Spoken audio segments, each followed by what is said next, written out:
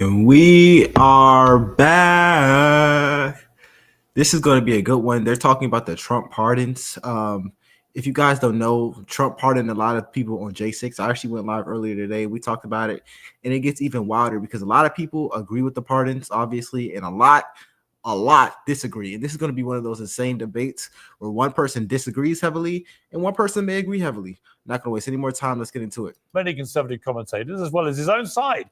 Well, Cenk has recently made it his mission to engage with conservative and pro-Trump firebrands like Andrew Wilson. The question is, can he keep his temper? We're about to find out, because Cenk, you've got a volcanic one when it goes, but you've been on very good behavior since Trump won. Let's see if it lasts. Gentlemen, I joke. Welcome to both of you. Cenk, let me start with you. It's been a blizzard of stuff going on, as always in Trump world. But it seems, unlike 2016, that this time there's a kind of laser focus and a plan to what Trump is doing. He's had time to think about this, time to work out what he got right and wrong first time, and he's hit the ground very hard, running very fast, really to try and send a message. Right, this is the new America. What do you make of it?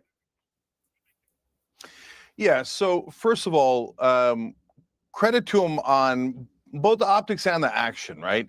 So when a Democrat gets in office, they immediately start saying, our voters have to push us to do the right thing. And then they say, don't push, don't push, don't push. Hey, how about we elect you and you do your goddamn job, right? And for Democrats, that seems to be a really hard ask, right? So that's why I'm so frustrated with my own party. Trump comes in and goes, you want to see something? Boom, here we go, day one. Oh, signing after signing after signing, executive order after executive order. So what Trump did by signing all those executive orders, initially, I didn't even know that was possible because he was the first president I seen do something that aggressive on their first day, let alone week in office. Under Biden, there was a presumption that the president doesn't have that much power. And they may not to some people, but what Donald Trump did was show that, oh, I can do whatever I want. This is my office. But give him credit for that. Number two, give credit to Susie Wiles, who ran a brilliant campaign and now seems to be running a very tight ship as the chief of staff. Now, when it comes to the actual orders, I disagree with tons and tons of them. Some of them are expected. We're getting out of the Paris Climate Treaty, which is a disaster for us to get out of. But once Trump's elected, that's fait accompli. So it's not like you should be overly surprised by that. The pardons of the violent criminals on January 6th is unacceptable, except for the fact that it was super obvious that he was going to do it, right? And then when he gets to the absurdities like taking away birthright citizenship, I think he does that as kind of a squirrel to distract people and get everybody to focus on that while he passes everything else, because that has no chance. That's wildly unconstitutional. And by the way, I would hope that MAGA would realize things that are unconstitutional and go, wait, we're supposed to love this document. I can't have you going outside the Constitution and outside the law. Okay, Andrew, your response. Yeah, so there's a whole bunch of problems here. So the first problem is these were not violent criminals who were released. These were political prisoners who were released. What happened is there was no fair application of the law whatsoever. These guys were being tried in D.C. There was a political witch hunt. We have more evidence every single day which provides for that. And why these guys are busy now complaining and showing us, oh, down here on the border, we have a mom crying because she might be separated from her kid. Nobody's commenting on the fact that we have a ton of families that just got reunited. And on behalf of all of the Wilsons of the world, welcome home. January 6ers, it's guys like this that wanted to put you away in a dark hole, absent due process, and throw away the key. These were not violent criminals, by the way. Well, hang on. Okay, but Andrew, hang on. Let me just stop you there. So I actually interviewed one of the protesters, Jacob, who was the QAnon shaman guy. And I also had a Capitol police officer who'd been working that day. And what they both agreed, very interestingly, was that they both condemned the violence against police officers that day. So if you can have one of the protesters who've just been pardoned concede that the violence that was perpetrated by some of the protesters was wrong, unacceptable, and should be condemned, why would you categorize it as non-violent? Well, I didn't categorize it as nonviolent. I said these are not violent criminals, which is how it's being. But if you're framed. perpetrating violence because against there's police some, officers, because it is, there, isn't it? what, how many? A few, a couple. This guy. What he's saying is that the majority of people on J6 were not violent. When he's speaking right now, he's speaking in generalities, meaning that he's speaking general for everyone involved. Although he's saying that some people on that day committed some violence, he's basically saying the mass majority did not.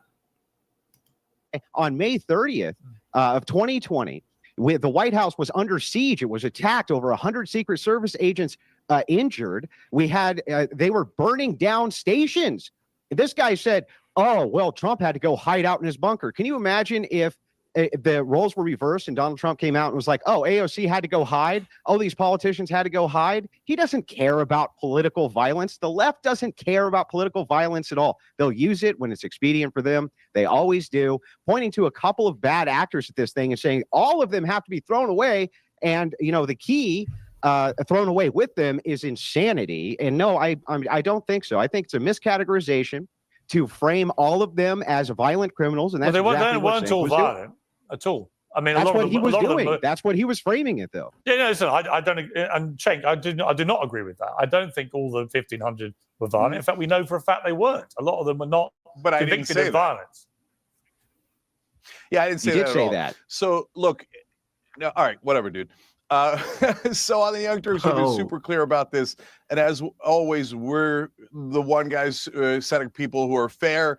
You'll see both sides do all this extreme stuff like Andrew's doing. So first of all, the people who went to the speech of Donald Trump, a lot of times they get thrown into this, and I have always said, no, that's not fair. They didn't go down to the Capitol. For the people who went to the Capitol, it's an obvious crime to break into the Capitol, and why were they doing that? They were trying to overturn the results of the election. So you could blah, blah, blah on all your talking points, but it's absurdity.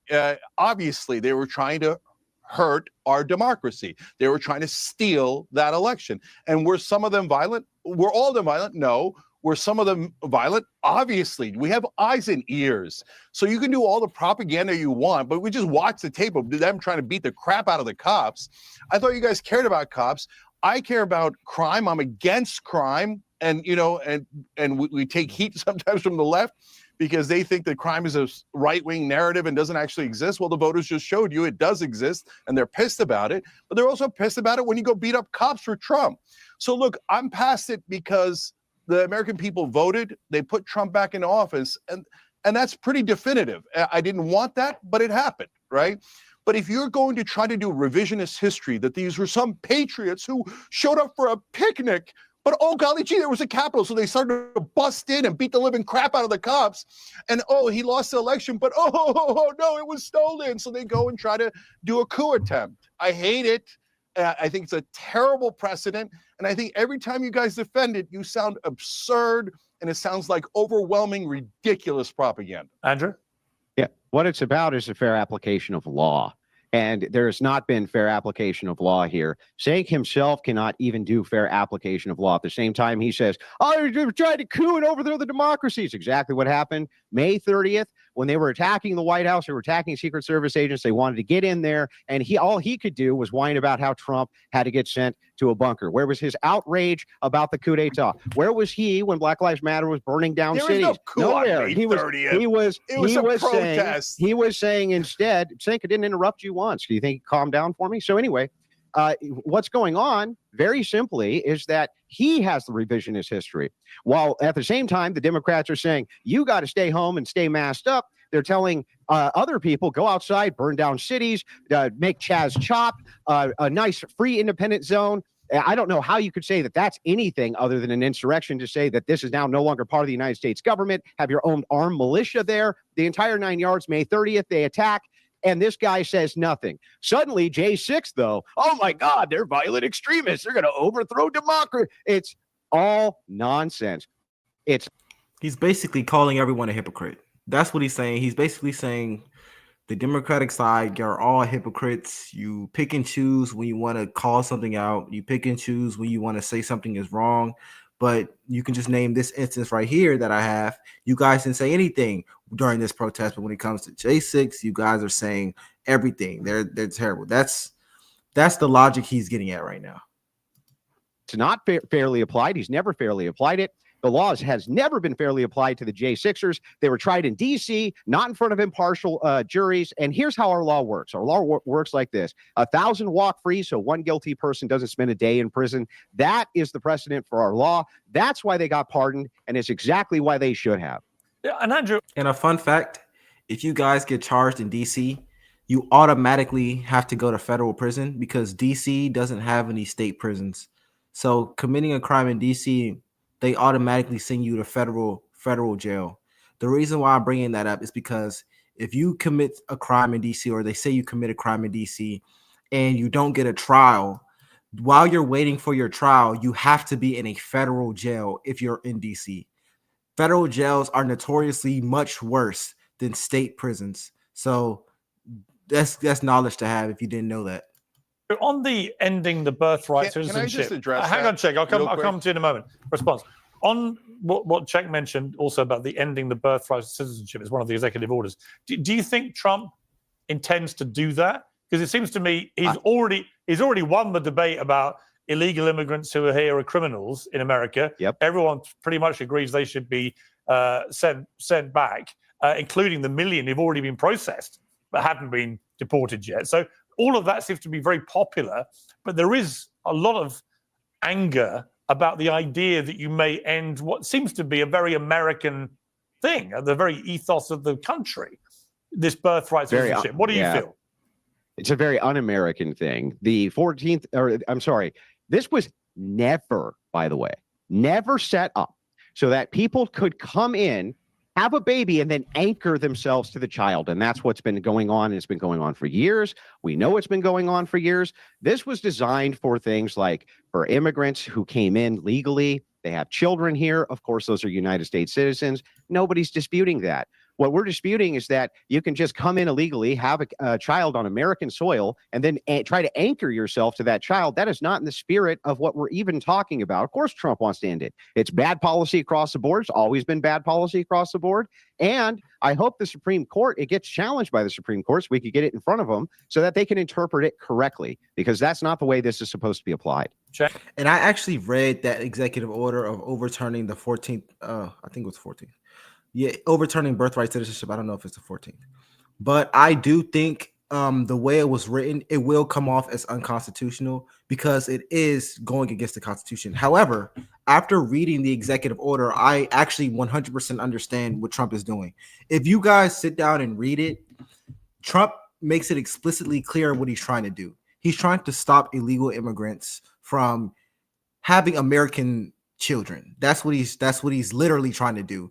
In the order, he has two clauses for people who are getting birthright citizenship taken. The first clause is if you're in America on a temporary visit and you have a child in America. He doesn't want those people to have American citizenship for their children. And the second clause is if you are a legal immigrant in general, he doesn't want those people to have American citizenship. So for the people saying it's unconstitutional, the way it's written, it is technically unconstitutional, and I don't know how it's going to work out. But reading it made sense. I'm not going to lie. It makes a lot of sense. Trump was very, very specific in that executive order. I read it. It was very specific. He didn't leave anything up for interpretation. He told you exactly what he wanted to do in it. Cenk? Yeah. So first, let me address what he said, and then I'll come back to this. So look, guys, what happened on May 30th was nothing but a protest. But if they attack Secret Service guys, then they should be arrested. That's a violent crime. I'm principled on both of those things. And in Portland, when they took over a portion of the city, I was against it. Like, well, that's not a thing. You don't get to take over a portion of a city. I was against it when gangs took over apartment complexes and buildings in Colorado. So if Trump stays with things that the American people are in favor of, getting rid of the violent felons that are undocumented here, that's going to be very popular, whether the left likes it or doesn't like it, right? But when he goes too far and he goes to things like birthright citizenship, then people are going to push back. And that's when it gets interesting. Is Trump going to double down and go, no, I'm going to, go to demagogue on this and get you people to hate foreigners coming in, etc. And I don't care what the Constitution says, and we're going to change the way America is, and you're no longer an American if you're born here. We're going to judge you based on where you're from, etc. That'll be very unpopular.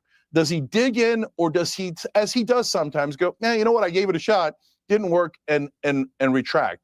I hope that that's the direction he goes, because this whole, look, brother, if you have a problem with a part of the Constitution, you need to go through the right process. You need to go and do an amendment. Like, I want to do an amendment to get money out of politics. But when Biden was in office, I didn't think he should just come in and go, forget what the Supreme Court said. Forget what the Constitution said. Let's go nuts and do whatever the hell we want. That's not how it works. Well, gee, I never thought about that. I didn't know that we were supposed to go through a process of law for these things, which is exactly what Trump is doing via his executive order, which then hopefully will get it in front of the Supreme Court, which looks like that's what the plan is. Part of the legal process. By the way, just so you know, the interpretation of this, that's what we're really talking about, is the interpretation. Ultimately here, it is not, and you need to agree with me on this, it is not in the spirit that you can come in and have a child here and anchor yourself to the child specifically so that you have some pathway or motivation to citizenship. You say it's not a part of the legal process. Yes, these challenges, getting in front of the Supreme Court, getting in front of various courts, is part of the process. It's been done this way time and time and time again. Also, I reject categorically what you said, just lied to the audience. You called Trump bunker boy, right? He was going down to the bunker during the protest to inspect it. Ha, ha, ha, ha, ha, right? You didn't care at all. Yeah. You weren't denouncing political violence. You weren't denouncing these people getting beat up. He's just straight calling him out now. He is not playing any games. He's just going at his character at this point. And what's his name? Cenk Uygur. Cenk Uygur just had this little shocked look on his face and said, "Oh, I didn't say that. I don't remember saying that." I don't know, man. It's not looking too good. You didn't care when the violence is on your side, like a typical Democrat. You don't care at all, Cenk. You don't care. And you've never cared. The only reason you care now is because you want to kiss. And I condemn it every time. So it's Cenk. He's called him Cenk. The other guy called him Cenk. I mean, he called himself Cenk. I think it's Cenk Uygur. People do I call violence it Snake. literally okay, every I'll say time. Snake. But the thing is, Snake, is that you're just trying to kiss the right wing's ass now to get back in with them because the left has categorically rejected you, and that's what's actually happening. Cenk, is that what's happening? Oh, my goodness. Amuse me. Yeah, this guy amuses me. So, like, you think calling me Snake is going to somehow win you the debate? Good luck with that childish. I already won the debate. Way of going. Oh, you did because you said it. Okay, that by the way. Nah, he's winning the debate, man. I'm not gonna lie. He's kind of frying you right now. There's really no discussion about him winning the debate. It's not even close. I don't even remember what you said, and that kind of tells me he's winning. But maybe you could come back. Maybe you could defend yourself and come back from this. Another great debating tactic. Just saying you won. And second of all, we have 27 million. How many times do I have to say this? 27 million subscribers, 30 billion lifetime views. You're a pimple on my ass. I literally don't even know who you are. So you come in here talking about audience, and you're a snake. Okay, you're a turtle. You're a scorpion. Audience. Whatever. Do I win now? I didn't say anything about audience. What are you talking about? Are you a lunatic? You did. You just said, "Oh yeah, the left wing's audience has got a problem with it." I lied. I know the left wing better than you to your audience. You're trying to cozy up with right wingers. What were you doing at TPUSA, Cenk? Trying to cozy in with right wingers like Charlie Kirk, kissing their ass. You're literally kissing up to them because you want in good, because the left is rejecting center left policies now. That's what's happening. Hey, brother, they either want to go far left or far right. Okay, listen, brother. As you see me bitch slapping you right here on oh my gosh. He's really getting triggered. He's really getting triggered. I've never seen this before. He's genuinely getting mad. He's genuinely getting mad right now. He's like getting triggered on live air. And then Piers Morgan just in the middle all smiling and stuff. He ain't saying a word. He's getting so angry right now. Just over a debate? Man, you got to do better. You have to be a little more professional. Then you attack his viewership as if that has anything to do with the things he's saying. Come on, Cenk. You gotta do a little better than that. That's not good for you. What part of that seems like cozying up? What's the part of that seems like cozying up to the right? I think you're an idiot. I think you love that coup on January got him. 6th. I think you hate Got our him. democracy. I think you hate our Oh my Constitution. gosh. So what part of that is cozying up to the right wing? I hate snakes Oh like my you. You try to gosh. get in as good as you can with a weak right like Charlie Kirk when you have weaponized political violence yourself. Oh, At the same Charlie time Kirk you is say weak right, and you're J6ers, strong at right. the same time, Interesting. at the same time, you say, wait a second. Oh, I can't believe the J6ers coup d'etat. You didn't give a damn. You've never given a damn. We have your words on record. You flip-flop. You're the biggest flip-flopper on the left. You're known for it. Oh my People God. make fun of you for it because you move positions. You and Anna But you don't care Kasparian about both move principles. All you positions care like a about tube is, of toothpaste. Trump, I love Trump. Oh, I love Trump so much. And all That's you your care about policy is Trump principle. derangement Get the syndrome. fuck All you outta have is here. Trump derangement syndrome. All right, let me try. TDS, listen, always I on don't. display. all But right. wait a minute.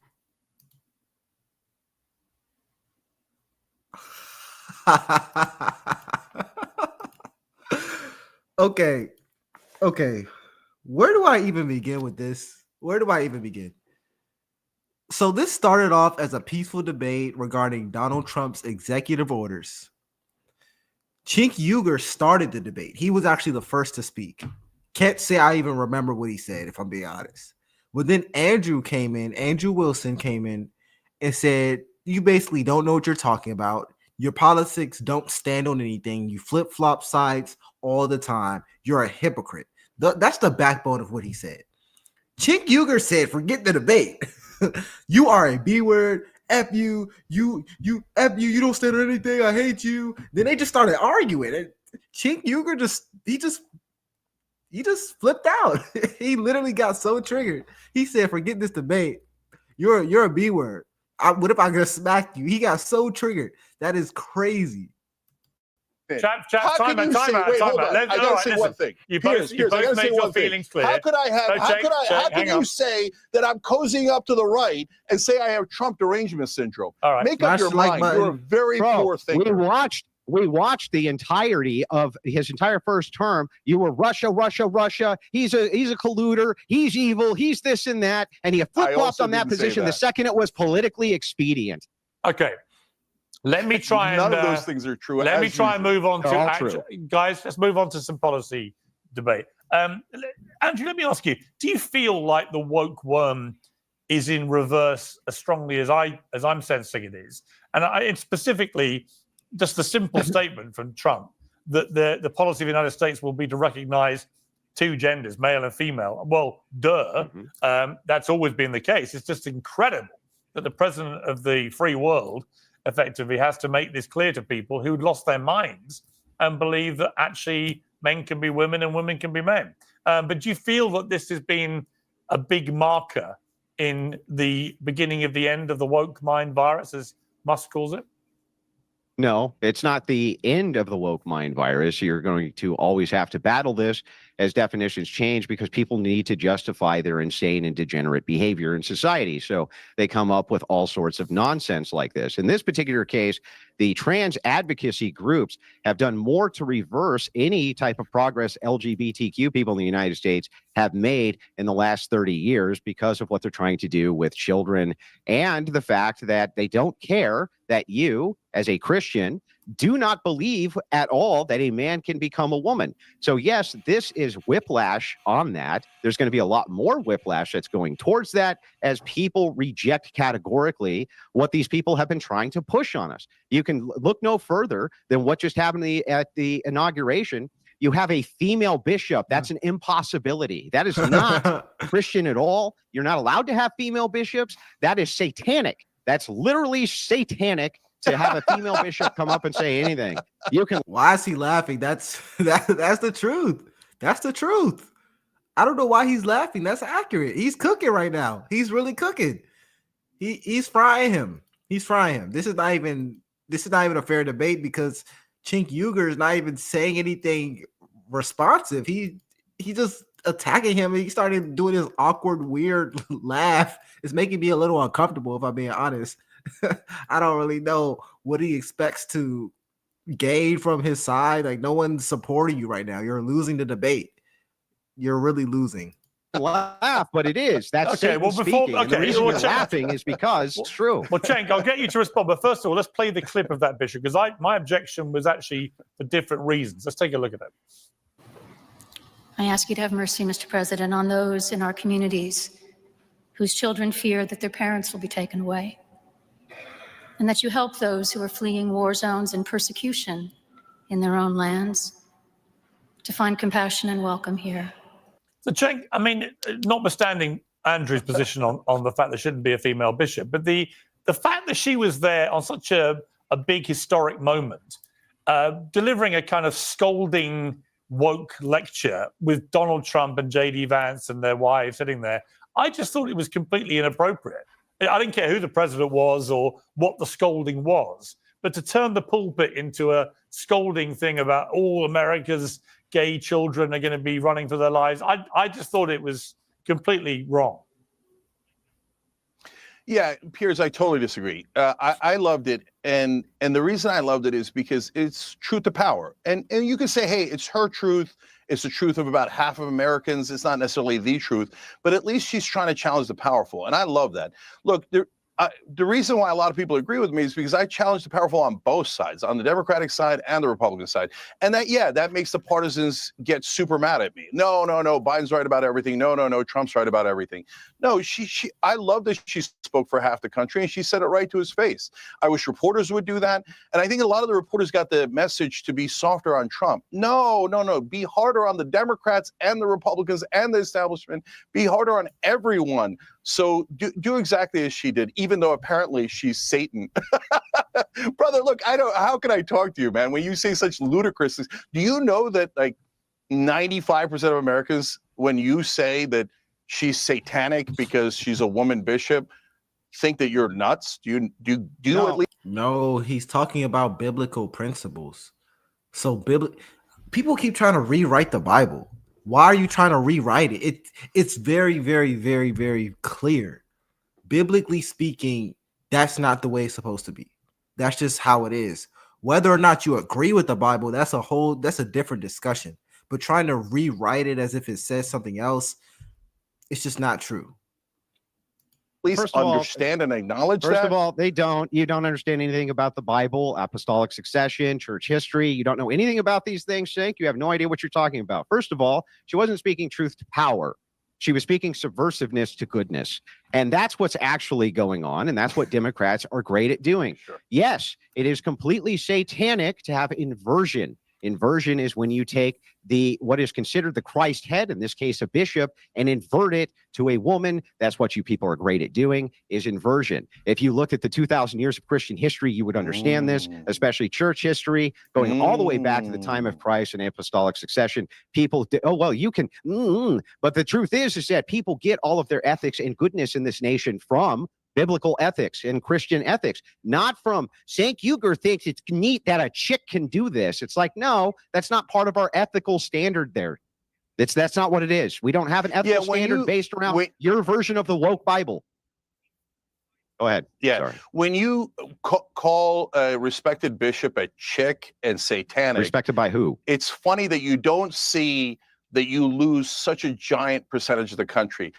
And so, like, guys like this make it nearly impossible for a huge part of the country to ever vote for Republicans. Because if you vote for a Republican, you're going to get these ghouls and goblins. And they're going to say, oh, yeah, chicks shouldn't be on bishops, man. It's inversion, dude. It's satanic. You sound insane.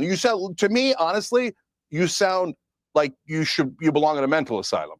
Or when you call people satanic, what the hell does that even mean? Always going to just because she's a woman, just because she's a woman, she's satanic in that role. See, that's exactly why I'm a populist, but I can't be populist, right? When guys like this speaking say truth such to power, things and drive hatred, drive hatred. You're right. I am You're power. Huge. So keep going. Remember how you said I'm massive, I'm huge, I have this massive audience. So I'm here saying, speaking truth to power. You should be all about that. You should be loving the fact that I'm telling you something now, which is true.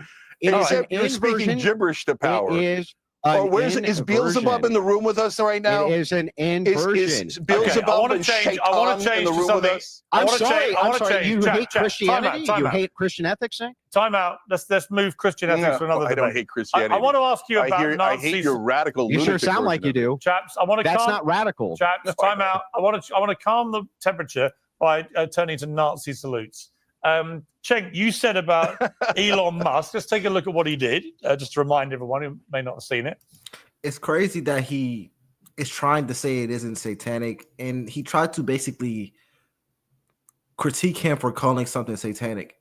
Let's face the facts. If you follow the Bible, some things are of God and some things are satanic. Trying to say that nothing can be satanic and try to basically reword what he said and to say he called women satanic, it's just crazy to me. He didn't say women are satanic. But biblically speaking, whether or not you agree or disagree with it, it's the Bible. It is what it is. Women are not supposed to be bishops. That's just the reality of the situation. This one really mattered. And I just want to say thank you for making it happen. Thank you.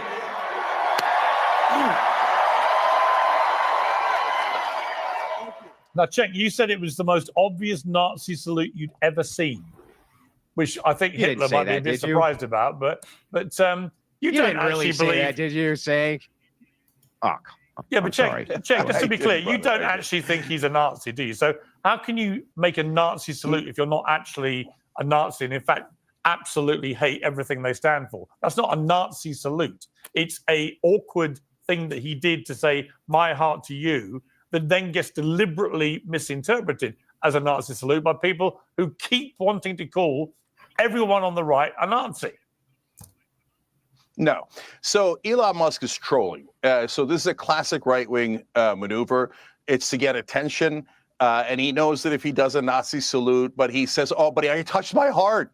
And I can't believe they're calling me a Nazi. I'm the victim. The left wing is coming after me just because I did the most obvious Nazi salute of all time. Now, the left is angry at me because I'm not calling him a Nazi. I think he's trolling. I think he's doing it for attention. And he does this plausible deniability. It's the oldest trick in the book coming from the right wing. In fact, when you get upset at the right wing, they usually go, he's just trolling, right? So that's what happened there. That wasn't subtle. And again, I have credibility here because when they accused so many people of doing this, I said no. When Laura Ingraham was at the RNC and she raised her arm and they're like, that's a Nazi salute. I'm like, that's not a Nazi salute. She just raised her arm. Everybody raises their arm. He did that so crisp, so sharp, exactly like the way that they did in the Third Reich. That's not an accident. He's a smart guy. He's doing it to get us to do this segment and for the inauguration to all be about Elon Musk. He's swallowing up all the attention. I think that is the biggest load of cobblers I've ever heard in my life. But Andrew, over to you. Yeah, so it is. Okay. So oh my God! No! Don't criticize what is so freaking obvious. And what if he put a Nazi? He put a swastika on his forehead. You guys would be like, no! It does. It's not what it appears. It's not what it appears. Calm down, Cenk. Calm down. Yeah, go ahead. Again, didn't interrupt you. Andrea, go ahead. By the way, it's great to have the old Cenk back, by the way. He's getting so triggered. This is kind of childish to me. Why are you getting so mad? This is supposed to be a debate. He's going off as if they talked about his mother or something. What's the problem? For the record. Yeah, I didn't interrupt you, Snake. Just calm down for a second. Let me respond go very ahead, quickly. Andrea. Okay, so we have tons of evidence that Elon Musk isn't a Nazi. Kanye West, I don't know if you remember this, I didn't but call he him a ran Nazi. for he ran for political office when he released a swastika. It wasn't even a swastika; it's just something that looked like one. Musk banned him for it. Musk just went through and did a massive purge. He just went through and did a massive purge of all sorts of people who were considered Nazis or that the left had been calling Nazis on Twitter. It's a big thing right now.